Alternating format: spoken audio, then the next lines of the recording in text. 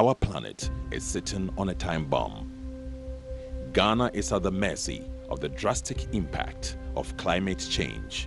Unmitigated sunshine, unpredictable rainfall, and depleting soil fertility, among others.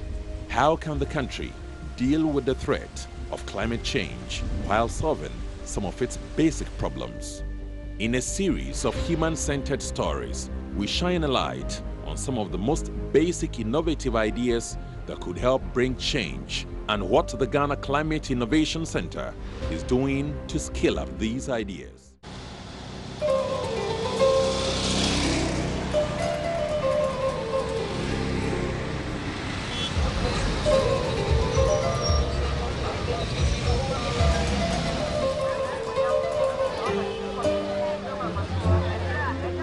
Throughout the humid African tropics, root, tuber, and banana crops are the most important food staple.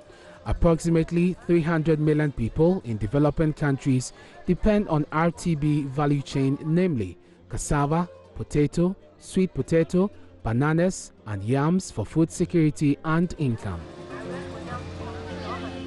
Yam is an important staple food crop in Ghana and is produced throughout the country. Ghana is the leading exporter of yam, despite the fact that it is the third largest producer in the world after Nigeria and Cote d'Ivoire. Like most things in the world today, climate change is a major threat to yam production systems.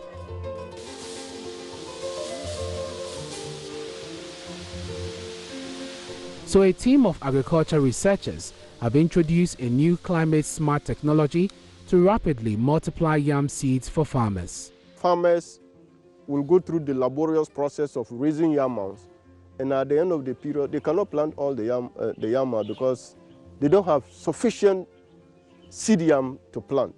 And it has been so over and over the years.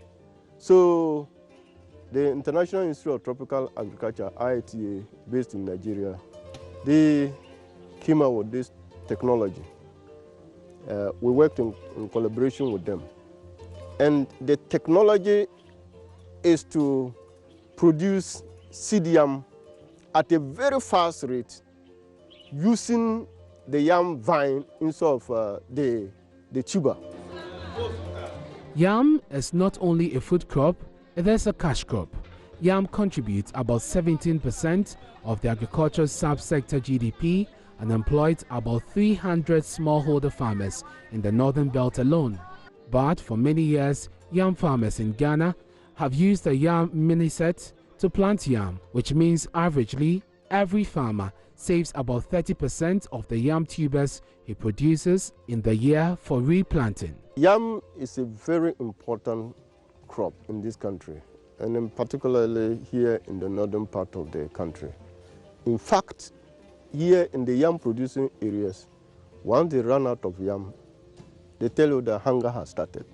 So the technology has come handy so that, one, we can rapidly multiply the seed yam that we have released at the research stations and be able to supply many farmers with that seed yam at a go. From here, the ladies are going to sit down and do the cutting of the single nodes.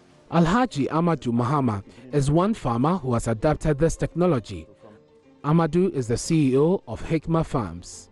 HIKMA is a new seed company which was established in 2016. And HIKMA is focused on producing seed yam for smallholder farmers. This is our main business. HIKMA has been in operation for only 3 years. And in the last 3 years, what we've been doing is trying to adapt a technology, a new technology for producing yam, working with a number of partners in the research institutions and the Ghana Climate Innovation Center.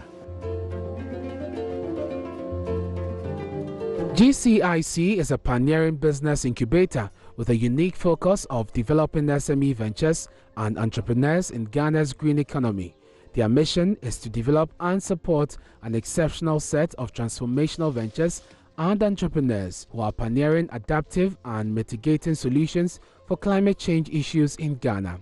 They focus on 5 key economic sectors: energy efficiency and renewable energy, solar power, climate smart agriculture, domestic waste management, water management, and purification.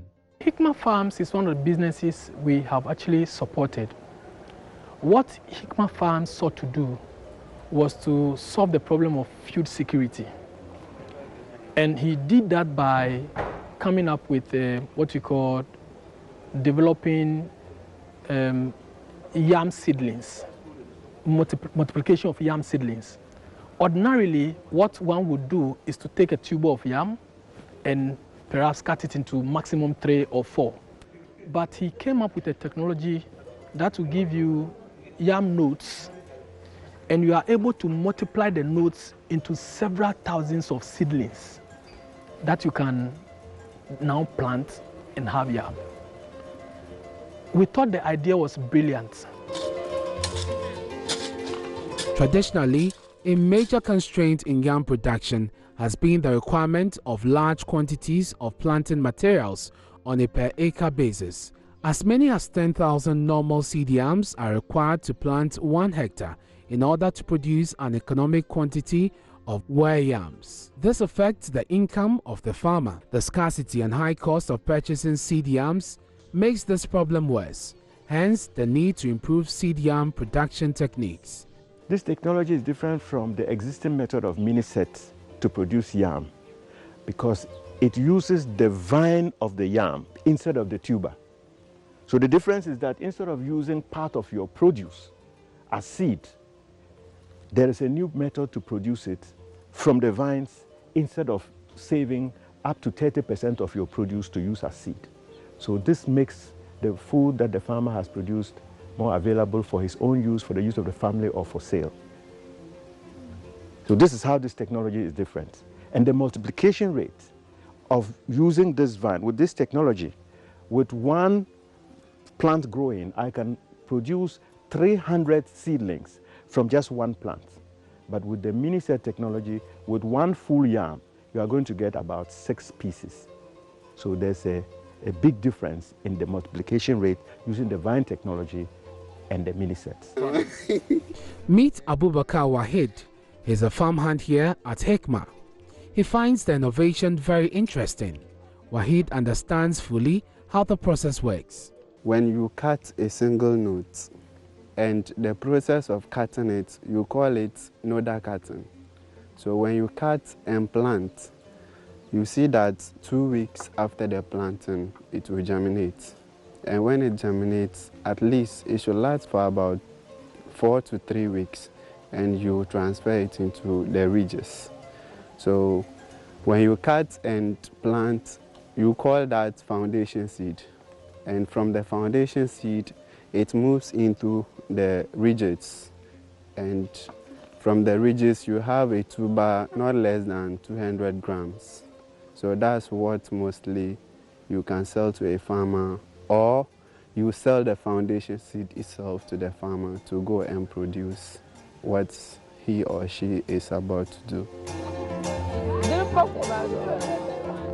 Like Wahid, Asana and her colleagues cut the nodes and plants in the trays before they are transferred to the greenhouse facilities nearby. It is a procedure they have mastered very well. Technology makes things easier in a way than the way they used to. So this will help farmers to produce more yam tubers than they used to use the tuber to plant in order to produce yams. I believe this vines way of doing it will bring out more yams than the tuber yams they used to plant. And obviously when you get a high yield of this, since it's a new thing, we are hoping and praying that farmers will make high yield of this new way of planting yams so that they can make more money. This is one of our primary objectives, to make farming more interesting to young people. What you see them doing is using skills that they have learned in school. These young people, some of them have training from agric schools, some of them have just completed high school, but with the basic levels of education that they have, they are able to adapt to this next technology very, very quickly, and they are very willing to learn and to come into farming as a business. We see them not only as employees, but in the future, some of these people can become our outgrowers and actually run farming as small businesses at their various locations. So already we are seeing a very positive impact of this on young people. It is changing their mindset that farming is just carrying a hoe. You know, they are seeing this as a new way to farm, and they are very happy about it. Alhaji goes around the greenhouse to ensure that the plants are growing well. The greenhouse is needed to enhance the proper growth of the yam seeds in a regulated climate condition. We do that using heat extractors, a misting system, and circulatory fans. And all this equipment operates through a smart switch, which will turn on and off depending on the requirements that we have set. We've set some requirements that the temperature and humidity shouldn't exceed. As soon as that is achieved, the systems will come on and bring the temperatures down to the levels that we want. Okay, so I can see this, is this soil or whatever, this substance. What is it, and how does it help in the culturing of the yam seedling? What you see here is cocoa peat. Cocoa peat is a soilless media. It is the substrate that is used to grow in hydroponic conditions. So in this greenhouse, once again, we grow in a soilless media using cocoa peat as the planting media. It originally comes from coconut husk, but this is a processed material which has been imported for the purpose of growing in hydroponics. How efficient are the systems that you use here? When about the nutrients that is supplied to the plants and its relevance to climate smart agriculture? You see, in this whole place, we try to maximize the use, in fact, let's call it optimize the use of all resources. First of all, we are doing 5,000 plants in this small area, and we are using measured quantities of water. You see, this room is very dry, but the plants are looking lush and green. It's because we are measuring the water and irrigating 7 minutes a day, twice a day. And that is enough water and nutrients mixed. All that is done through our irrigation system, through these irrigation drip lines. Our irrigation system is automated to run twice a day for 7 minutes. And this is powered from our own solar power system. Here at HIKMA, we are running on climate control. So we're trying to control two things, the heat and the humidity. So these two components are very important for us because we need this greenhouse to be at one stable temperature. So we use an app to maximize efficiency of the climate control. With this app, we're able to look at the temperature and the humidity, and if it drops below a certain degree, aka 37 degrees, the misters, the circulatory fans, the aeroponics pump, and the irrigation pump will all come on to make sure that it stays below that temperature. Amidou has not always been a farmer. He retired from his job in the power sector to pursue a career in farming. This innovation is for him a practical way of fighting the devastating impact of climate change and improving food security. We are looking at the impact from the point of view of our target. We expect smallholder yam farmers to be able to add value to their businesses. We expect smallholder farmers to be able to make more profit. And from that, we expect our business to grow. We expect our business to grow slowly. Even though we have a good product, we know that it's going to take time for farmers to buy into this new product, looking at the experience of the adoption of improved seeds. Even though it's proved that improved seeds is the foundation of transformation of agriculture, it's a slow process, and we have that in perspective as we grow. The second thing we are looking at is that over the next 5 years, we expect to be able to expand our production to at least 10 million seedlings in this facility here. And These 10 million seedlings will focus on varieties that are important, especially for the export market.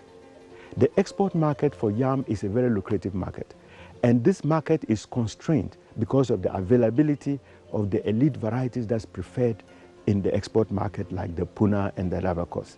This technology can multiply all that in a very short time. So we expect the export market, which is a premium market, to patronize our products. So if we are able to multiply the seed yam, and then we are able to supply farmers, and they get sufficient quantities to plant, definitely the yam mounds will not be empty again. They will plant whatever acreage that they plan to grow in a particular year, and probably even expand, because seed yam will no longer be a constraint. HIKMA Agro Services and its partners are working very hard at producing clean seed yam and focusing on the deployment of climate-smart yam varieties that yield better in water-stressed environments. Our partners, who are the International Institute of Tropical Agriculture, the CSIR Savannah Research Institute, and the CSIR Crops Research Institute, and finally the Ghana Climate Innovation Center. These partners have all in various ways provided us with technical and financial support to do a number of interventions to augment our own resources to move this intervention as far as we've come.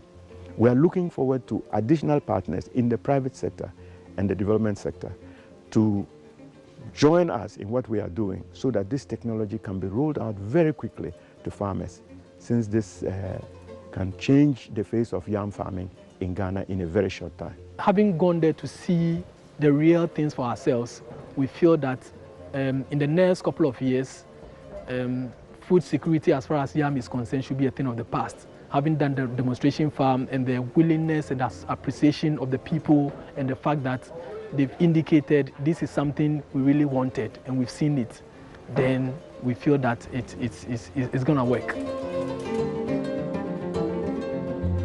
Despite the abundance of resources for agric production, Ghana remains a net importer of food with outdated production methods and inefficient value chains. Climate adaptation solutions to agriculture, like what Alhaji and his team at HIKMA is doing, will improve production and increase the resiliency of smallholder farmers in climate change.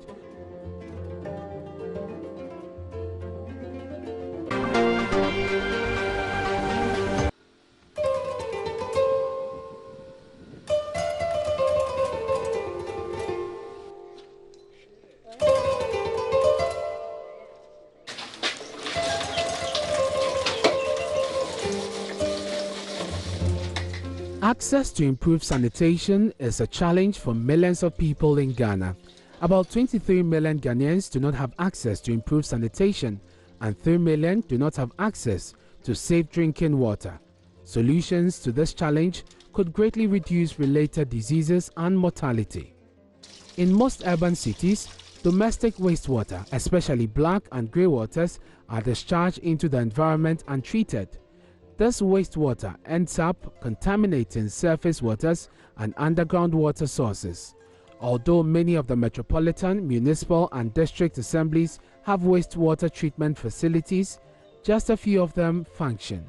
Wastewater treatment plants of this nature exist in Ghana here. More than 10% of them are, less than 10% of them are working. The rest are not functioning because there is an issue of lack of funds on the part of the district assemblies to maintain and operate these treatment plants. Makibwe Japon is the founder and center director of Trimark Agriculture Center. He has been conducting studies on nutrient recovery from communal wastewater, that is black, grey and kitchen spent water sources, for commercial fish production in Ghana since 2010 till date. He is currently running a pilot business model in recycling wastewater for fish production in Kumasi.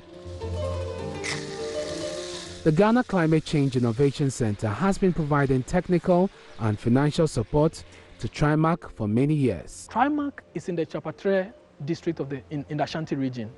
And within that community, there are a number of outlets in terms of wastewater from their septic, from their wherever, all the wastewater that comes from the community. He is a fish farmer, and ordinarily people will buy fresh water to breed or brood their fishes. Now he has a technology that would convert the wastewater from the communities and use that wastewater to brood the fish. Trimark Aquaculture, our business model has been structured such that we reuse the water to generate revenue, grow fish to generate revenue, where the proceeds received from the sales of the fish is channeled back into the maintenance of these treatment plants to address the issue of lack of maintenance for operations of these treatment plants in Ghana. The design of the treatment plant is such that domestic wastewater from the community is discharged through underground sewage lines into ponds at the site. The wastewater we are talking about here has to do with wastewater coming from the toilets, from washrooms, and from kitchen.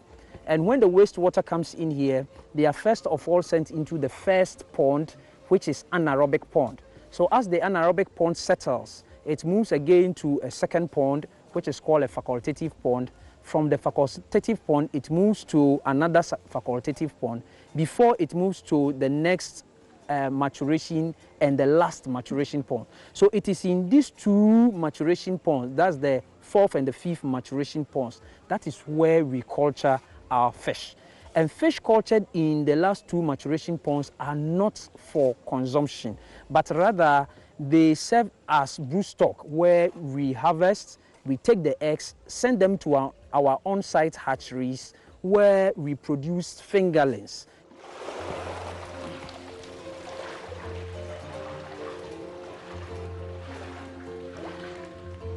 These are fingerlings cultured here for about 3 months.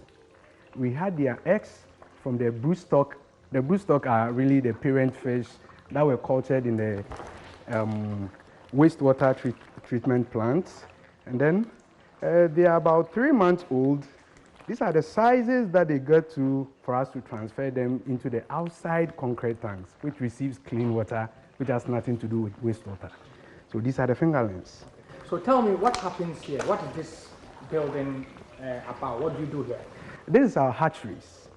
In the hatcheries here, we actually take the eggs of the female and then the males of the males. Then we hatch them. Then we get the fingerlings, the fryers. So that is actually what we do here. We culture them into a size that we think is desirable, about 40 grams, before we take them outside this building. So that is actually what we do here. Why is it necessary to culture these fingerlings here at all? Because, well, if you have the parent fish over there in the other pond, why must you go through this other process of hatching them again? Okay, we have to hatch them here because, and culture them here to this standard, because when we take them outside there, into the concrete tanks at their tender ages, that is about less than 3 months, the mortality rate is very high, and then we have to culture them here so that they will attain that level, that is the 40 grams, before we can take them out. Yeah. Talk to me about the societal, cultural perception that people have about fish that is grown from treated wastewater. When we culture fish in the waste treatment plants, it becomes very difficult due to the cultural perception. So we just devised a way. Why don't we culture the fingerlings, those that we had the eggs from the broodstock from the waste treatment plants. We culture them here, and then they grow to the 40 grams that I told you earlier. We take them outside into a concrete tank that receives clean water, and then we grow them to a table size, that is for consumption. They receive clean water. To break that cultural perception about the fishes are being cultured in the waste treatment plants, that eating fish that are treated in such a manner is, you see, our cultural perception. So we try to break that cultural perception By this time around, culturing our fish in a concrete tank that receives a well water that is underground. Very clean. It has nothing to do with the waste treatment plant or its water. Ghana is a major fish consuming nation with a per capita consumption of over 23 kilograms. Unfortunately, we are also a major fish importing nation, producing only 40% of our needs. Wastewater aquaculture startups like Trimark can make a huge difference, especially considering the fact that a considerable amount of wastewater, including nutrients favorable for fish consumption, translates into substantial production costs. These are our concrete tanks. Inside these concrete tanks, we culture our fingerlings that were produced inside the hatcheries for about 6 months, where they become ready for consumption. Just last month, we had an order of about 10 kilograms where we process it and it was sent to America for consumption. Our fishes here are very safe and they are wholesome. The revenue we generate out of the sales of this fish is channeled back into the maintenance of these treatment plants, which we think that this model is one of the sustainable ways by which we can manage our wastewater successfully in Ghana, by trying to reuse the wastewater to generate revenue for maintenance and operations of the treatment plants. Yeah, and this is a female. The Ghana Climate Innovation Center has helped Trimark Aquaculture Center to redesign the treatment plant to accommodate more fish than currently produced. Mark says this will further improve the quality of water and lead to more than 50% increment in fish production. The existing treatment plant has 5 series of ponds, and the standard of these quality of water in there, it's good for fish production, but it's not really to the level that we expected it to be. It's not at its optimum. So the biodigester here we are talking about, it's a commercial digester.